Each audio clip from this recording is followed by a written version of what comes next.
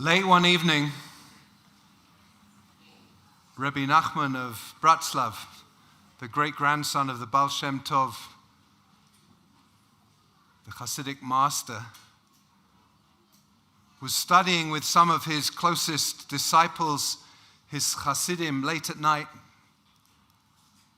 They were studying these deep mystical texts. And suddenly a strong gust of wind blew in through one of the windows and blew out all the candles, the only light they had to study. And quickly some of the Hasidim, some of the followers, got up to relight the candles. "No," said Rebbe Nachman. "Let's sit in the dark, in silence." And so they did, for quite a long time. Sitting in the dark, in silence, contemplating what they just learned.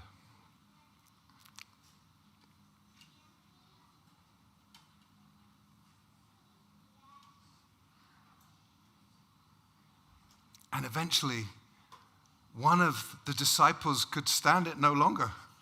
And he got up and he said, "But tell us, Rebbe, what does it mean? Is it a good omen? Is it a bad omen?"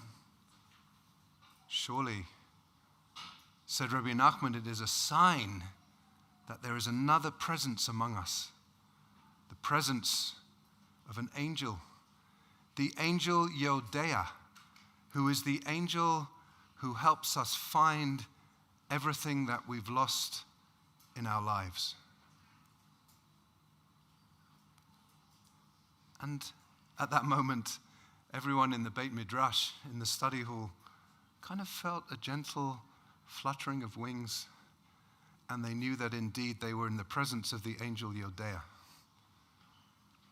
According to the teaching of Rebbe Nachman, there is an angel who helps us find everything that we've lost. And this angel is called Yodea. And the teaching continues that the angel Yodea has many sub-angels. And each of these angels has a shovel and a shofar. And with the shovel, they are digging, trying to help us find what we have lost. And when they find something that we've lost, they blow the shofar and announce joyfully, "We found it. We found that which you lost."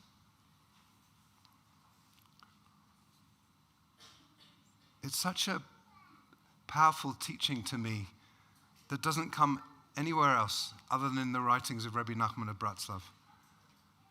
And it's based on this idea that in the Torah, in the book of Deuteronomy, in a parsha, in a reading that we read just a few weeks ago, Ki Teitzei, there is a mitzvah of Hashavat HaVedah, which means returning lost objects. And the Torah tells us explicitly, if you find something and it is not obvious to whom it belongs, you have an obligation to try and find its owner. And not just an obligation, but you have to really go out of your way. In fact, the Torah uses this phrase, "Lo tuchal lehitalem." You can't hide. You can't hide from this obligation. As if to say, part of what it means to live in ethical and spiritual community together is that we have this joint responsibility to help each other find what we've lost. And we've lost a lot. We've lost our glasses, our keys, that umbrella that always used to be in that closet. We've lost so many people in wars. We've lost our cell phones, we've lost our phone chargers, we've lost that pacifier and the small bear. Some of us have lost loved ones. We lost that dress watch. We lost the remote control. We lost our place in the book. We lost that pen, that special pen I like to write with. Oh, and we lost one blue striped sock in the laundry. And we lost that really important piece of paper. Some people in the last couple of weeks have lost their whole homes in hurricanes. We've lost our feeling of belonging in the world. We have lost the moment. We've lost our temper. We've lost our sense of self. We've lost the support of the world. We've lost our minds. We've lost hope. We've lost courage. We've lost resilience, but actually we haven't. We've lost laughter. We've lost joy. Some of us have lost friends. We've lost sleep. We've lost energy. We've lost so many people.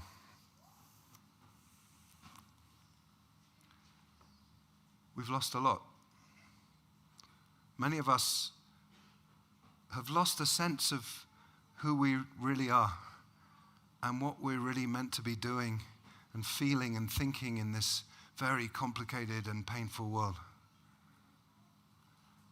And perhaps Yom Kippur can serve for us as an angel to help us through the course of these 25 hours of reflection and confession, contemplation, prayer. Help us find some of what we've lost. And you know what? Really, the point of that teaching, I think, is that we're all angels with shovels and shofars. Every one of us. Because the teaching that we have in our tradition about angels is that most of the time, we're the angels. Whatever anyone believes about angels, and I hope we believe all kinds of beautiful, imaginative things about who angels are and how they appear in the world, the truth is we're all angels. We're all angels, and we're all angels with little shovels and shofars that can help each other find what we've lost. Rabbi Nachman of Bratslav, in a very famous teaching, translated by a teacher of mine and a teacher of Rav Jacobs, Rabbi Art Green, who translated this monumental teaching on teshuvah, on what it really means to return. And Rabbi Nachman says that every single human being has a nikudat tova, a point inside of them that is completely good, completely light, and completely pure. And over the course of a year, it gets a bit of schmutz on it. It gets covered over with some of the choices we've made, some of the bad reactions that we had to things, and it was such a traumatic year that none of us behaved impeccably all the time. And that impacted our relationships. And it impacted our relationship and with ourself and our sense of self. And there's something about this day that's like polishing the silver. Thank you, Sarah Sturtz, for polishing all of our silver. It's like polishing the silver until it gleams again, until we can see in ourselves and in each other that nikudat tova, that point that is purely good, purely light. One of the prayers that we say when we wake up in the morning is Elohai neshama shenatata bi tehorahi.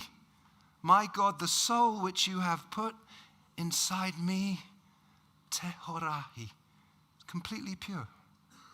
There's a piece of me that is completely pure. However I feel at the end of the day, whatever shame I feel about what I didn't do or what I did do that was not great, I wake up in the morning and I have this incredible opportunity to reconnect with a part of me that is utterly pure, utterly good. And so what Rabbi Nachman of Bratslav says is that the work, the real work of teshuvah is really with the people that we love, the people that we're close to, and most especially with the people that we find challenging, the people who think differently to us, the people who we disagree with, to look not at what irritates you about that person, not at what drives you crazy about that person, but to look for that nikudat tova, that place inside that person that is completely good. And if you focus, says Rabbi Nachman, on that point of goodness, eventually that point of goodness will grow. It'll become bigger and more radiant. And eventually you will only see goodness in that person who drove you crazy 5 minutes ago. And then, says Rabbi Nachman, comes the really hard work to do that within yourself. To look for that point within yourself and to find that place, that nikudah tova, that place that is pure and holy, untarnished. And that's the work of teshuvah. Obviously, it's not easy, but it's the work of teshuvah. It's the work of Yom Kippur. And I just want to imagine, as I look out and see all your beautiful faces, I want to imagine each one of you who has come to Yom Kippur with a shovel and a shofar. And over the course of Yom Kippur, we're going to help each other. We're going to remind each other. We're going to remind each other, yes, we've lost a lot of things. We've lost some physical objects over the course of the year, of course we have, but what about those emotional and spiritual aspects of ourselves that we've lost? Our self-esteem, our sense of self-worth, our place in the world, feeling that who we are and what we do matter. Some of us are feeling a real lack, a real sense of having lost those aspects of self. And whatever else we're doing on Yom Kippur, and there are a lot of words, a lot of different prayers, it's a long day, it's a beautiful day, and it's an opportunity to just tune in. Tune in.